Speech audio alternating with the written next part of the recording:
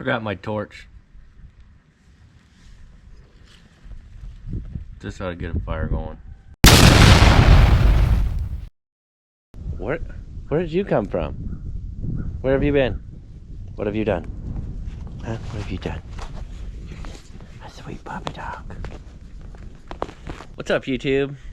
Finally made it home with Barney, the big purple Ford L9000. And what I'm gonna do today is I'm actually gonna clean it up. I thought I'd talk about it a little bit since I'm out here with it. And yeah, that's what we're gonna do today. All right, so it's got a Detroit 6V 92 TA engine in it. I believe it's a TA. I know it's T because it's got the turbo.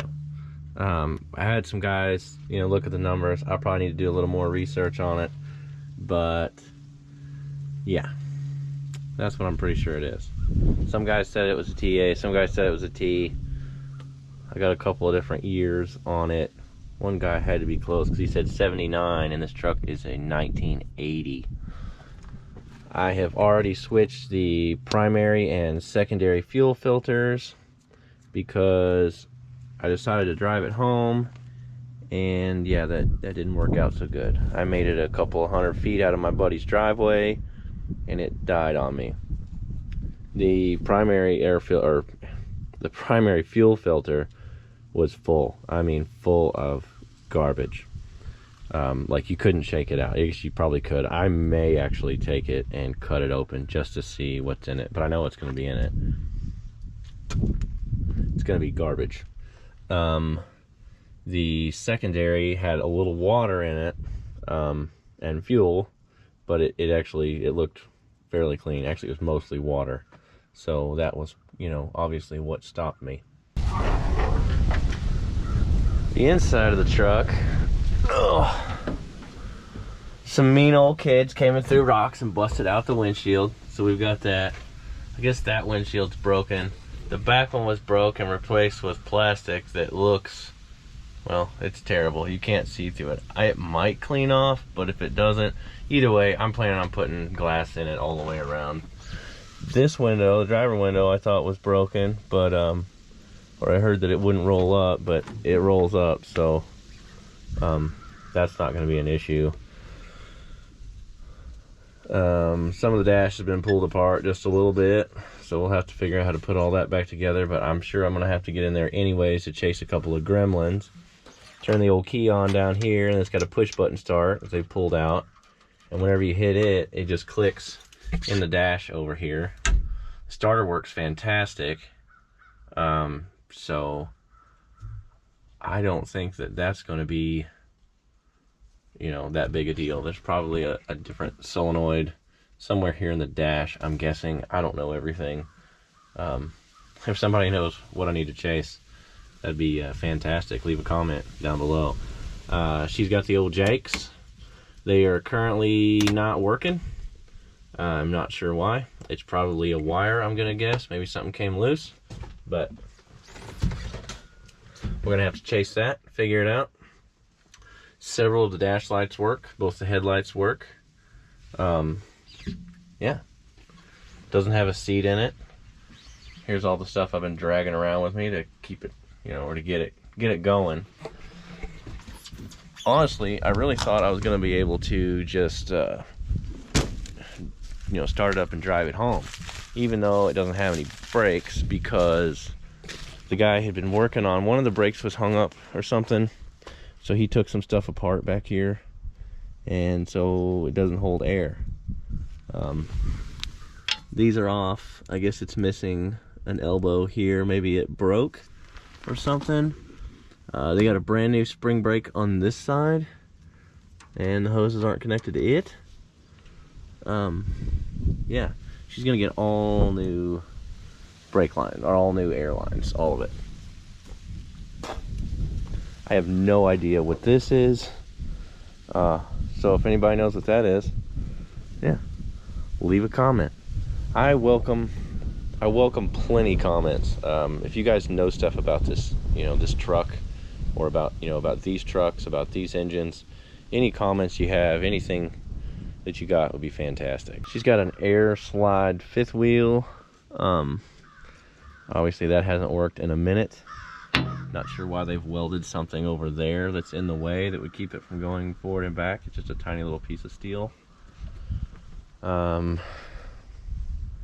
She shot a bunch of oil out of the old exhaust. I don't know if that's from sitting or what. It cleaned up on the way over, and I got it full of oil. I don't know what kind of oil they got in it. It may be some thin 1540 or whatever, and you know, I don't know. I hear these things will drool and spit oil if they don't have the correct oil in them. The oil and smoke did clear up after running for a little bit. As I was driving it home, which I just basically limped it down the road because I didn't have any brakes, just like some granny low, which I couldn't even get to the high side if I wanted to because one of those air lines is broke as well. So on the shifter right now you have this little air hose that keeps your hand from sweating. It just blows air on it the whole time. It's really nice. Yeah, but I kept an eye on the temperature, which is full of coolant. Everything seemed to be good. There's no squealing or anything like that. I did hear some clanging around underneath. I think I might have slung a belt, but I didn't see one in the road, or part of it maybe. The alternator is on the back side of the engine, so I'm gonna imagine there's a belt right underneath there. So anyways, typically you'd think if you got an engine that's smoking and then it stopped smoking, you probably ran out of oil. But I kept an eye on the oil pressure. I only had like a mile or something to go anyways, so it, it wasn't too bad. Country roads, back roads. Oil pressure was good when I got here. The oil was, just slightly low, but it wasn't low. Like, it was well within operating range. And whenever I it's sitting on a different angle now than what it was before, so I feel like it may have been okay. Here on the exhaust side, there's a lot of oil right in that area, and it's actually cooked quite a bit of it off. I'm glad it didn't catch on fire. But I think it's been started a few times, but it hasn't been driven due to the fact that, well, it was sitting before the guy I got it from got it. This was going to be a project truck for him, and he didn't end up doing it. He ended up selling it, obviously, because I bought it. So in order to get it running so I could drive it home, I had to remove both these filters, fill them, and replace. I don't feel too bad about obviously you're gonna have to put fuel in your filters, but I've got a really nice filter on my drag tank, so as long as the inside of the hose is clean, which it should be, you're pretty good to go as far as putting fuel back in there. That's my opinion. You don't have to take that to the bank or anything. I did have to crank it a lot, to the point where I had to bring the batteries home, brand new batteries, and charge them, which it was cold. It was like 37 degrees at the warmest part of the day while working on it. But I had a guy in a forum tell me to bleed the secondary, and so I just basically cracked that a little bit and spun it over until I had a little bit dripping out of it. Then I tightened it back up, and it literally in the first crank fired up. It started and then died, and then I cranked it again, it started, and it ran fine, ran flawlessly all the way to the house. So that worked really well. Granted, I didn't have all my fuel lines drained or anything like that. That was just changing out the filters. It is missing one fuel cap. Whoop. On this side, it's got a paint lid in it. Isn't that fantastic? Those all have a hole in them, so that's basically just a funnel to put water into the fuel tank. Yeah, 2 brand new batteries, misted gently with oil. It was really windy, so she is covered in mud daubers all over the place. She's gonna need a few things. This door handle's a little tough to use, but I can get up inside of it and lube it up. I'm gonna wash it off today, get all the lichen and all the junk that's growing off of it. I gotta buy a stack for it. I have a set of stacks in here that I've actually posted up for sale. Some dual turnouts that come out of an old Dodge 3500. But I may cut one off and stick it on there, but I'm telling you, this thing absolutely screams. I had to plug one ear just to drive it. I wish I could have rolled that window up. Well, I couldn't. The other side would be broken. Nah, then I'd have a wet driver's seat. All right. This is supposed to be the bumper for it, and it shows that it was 2019, the last that it was, you know, road legal. I don't know, this may have been a bumper someone picked up for it. That may be a fake license plate. I have no idea. The word is this truck was used as just a yard truck. It was, I guess it wasn't really on the road very much, but the tires have all got to be replaced. I don't know if I'm going to do the axle swap deal and get rid of the old Daytons, but I don't know. I mean, they're not, it's not that bad. And if you go to a tire shop, I'm not the one who has to work on them, right? But, you know, either way. The front wheels, they say they're highly sought after, I guess. I don't know. Part of me wants to do buds. The other part of me thinks that they don't look as good as these would. So I'm not really sure what the plan is on that. The tires are definitely roached. She did slide off the trailer. You've probably seen in my last video. And this is tube sticking out. It ripped the tire. So, but she rode it home just fine at, you know, 5 miles an hour. The speedo did work. That was pretty cool. Both headlights work. This turn signal was there, but apparently it didn't make it on the 4.5 hour journey. Littering and losing a turn signal. Judging by all the fading and you know, just underneath everything, I don't see any other colors. I figure this is the original color of the truck, but I do notice like the rubbers have paint on them, overspray. There's overspray on the hoses and all that kind of stuff. I don't know if it was, you know, recoated, if it's repainted. I don't know, maybe that's how they do it from factory. I don't know everything. And yeah, radiator's not leaking. That's super good. These belts are not that good looking. They are gonna get replaced. Yeah, definitely gonna get replaced. I'm glad they made it here. Steering's got a little bit of play right there. I really didn't notice it while driving it, but I feel like that right there would drift. I don't know, maybe that's how it's supposed to be. Maybe there's an adjustment in this that I can adjust, and maybe it's just wear and it's gonna have to be replaced or rebuilt. Anybody has any info on that, leave a comment, let me know. She's got the old ether cold start throttle. I'm gonna guess that's for cold temperatures, maybe, so that you can high idle it. Or run maybe a PTO. Not really sure. She's got some switches for fifth wheel, so you can adjust it. Voltage works. The oil pressure works, although it's just a little bit not on zero. I don't know. May need to test that. Water temperature works. Fuel gauge does not work, but it looks like it might be, the wires may be disconnected. They might have got torn or something. I'm not sure. Maybe these are just extra places for stuff. Maybe they're supposed to light up. Not really sure what those are. I think those might be fillers, but who knows?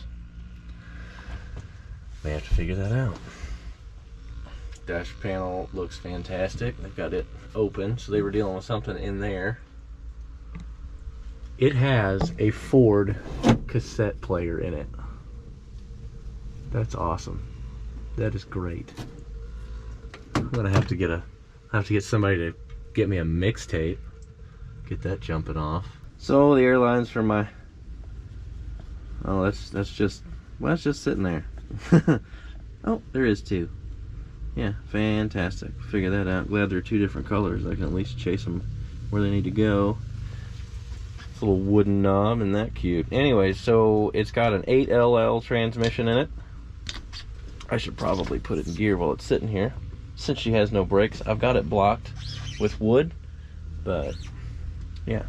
Seemed to shift fine, but I haven't been through all the gears. I've only been through low, first and second, maybe third. I don't really remember. Clutch felt good. Of course, I'll figure that out once I got a load on it.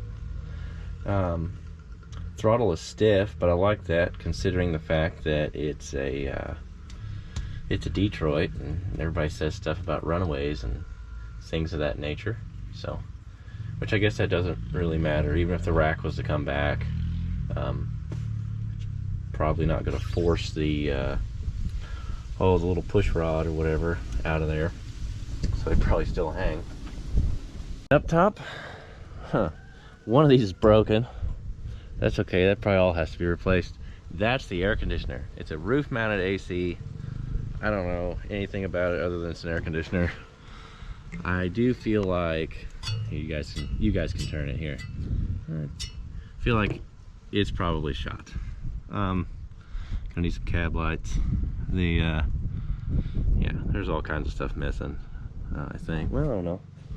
That was supposed to go up, so this doesn't hold anything. I don't know. I don't know if it's fixable. If it's not, I'm sure it's R12 instead of 134A. Well, there's oil everywhere. Yeah, that's about it. I know I'm definitely gonna want heat in the truck. I don't know about AC. I think you have to have heat because you have to have window defrosters.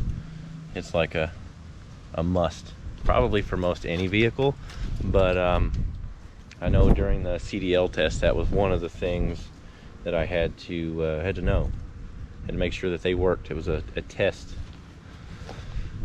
to make sure that they were functioning, and I can see how I wouldn't want a frozen windshield. I'm sure a lot of this stuff's gonna have to be repaired, but for now, which looks like it's gonna rain, what I'm gonna do is I'm gonna hit this whole truck with degreaser, and I'm gonna wash it up really good so it's clean for me to be able to work on, because I don't want to be in here disgusting and trying to reach stuff and nasty. I want to be able to just get in there and make it happen. And I want to clean all that stuff up because that doesn't look that good either.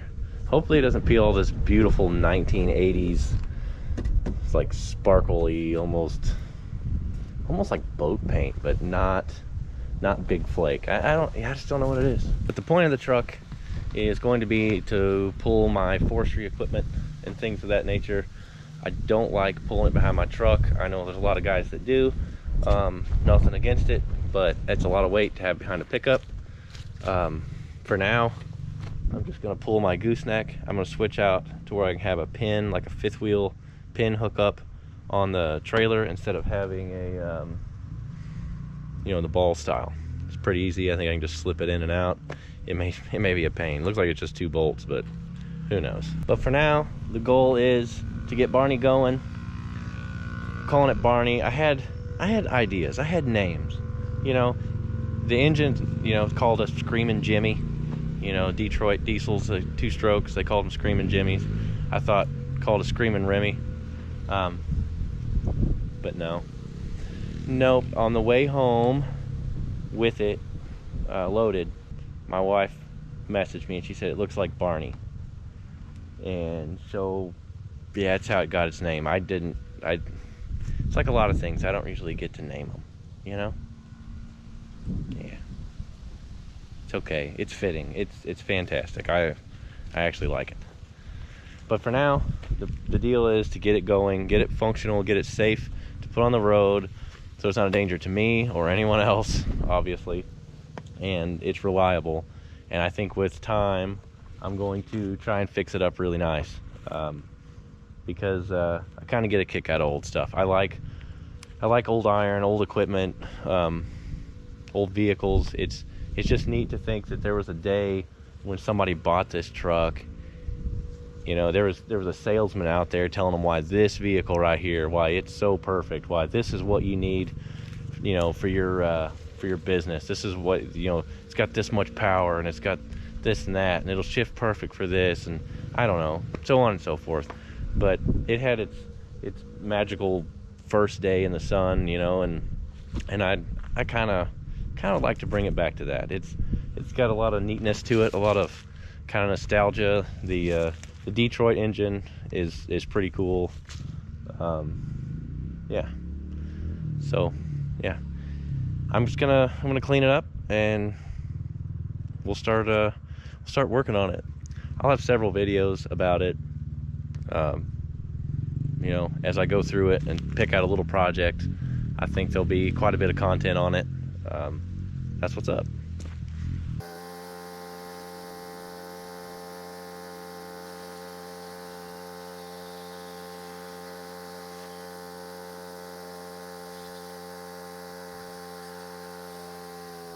I got most of the oil off of it. I don't know if it's cleaner, but it's definitely wet, just like I am. Really wet. Engine looks a little cleaner. I know I'm gonna have to get a dipstick, so I went ahead and covered that. Yeah, she's gonna get a second bath. But yeah, starting to look a little bit better. The old fuel squeezer. I'm sure it's going to squeeze plenty of fuel into it. I've seen the way she smokes. I know what's going on. Maybe like 7 miles to the gallon or something. That was probably good back in the day. I have no idea. We shall see. She's cleaned up. My battery died while I was washing it. All I know is I came back and it was dead. So you get what you get. The plan is to get it on the road so that I can use it, and then probably going to fix it up from there, because I don't know, I like it. I really like the truck. It's pretty neat. It's got a lot of cool stuff about it, and I'd like to see it on the road. So if any of you guys are, you know, Detroit enthusiasts, or you really enjoy the L9000 trucks, if you guys got comments, things I need to look for, tools I'm gonna need, things to expect, anything like that, feel free to leave me a comment. Let me know, good or bad, doesn't matter. Yeah, so that's about it for this video. Next time we'll fire her up and let you hear it. It's insanely loud. I mean, just absolutely ear-piercing loud. So she's getting an exhaust. I also need to at least get something on there so that I don't have to blow oil over it and wash it again. I'm hoping that it's going to clean up now like it did on the way home, but we'll see. Anyways, guys, thanks for watching, and God bless. Check you later. Homemade dead cat. No big deal. I gotta order some, but this actually works really well. I may not even order any. I think so, unless this whole video is full of wind, and in that case, I still need to order some.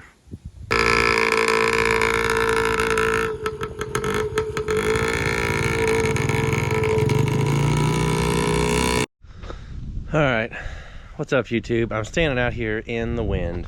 I made my own little dead cat thing, and I wanted to test it out. I also have a little bit of yuck. I'm gonna lick you.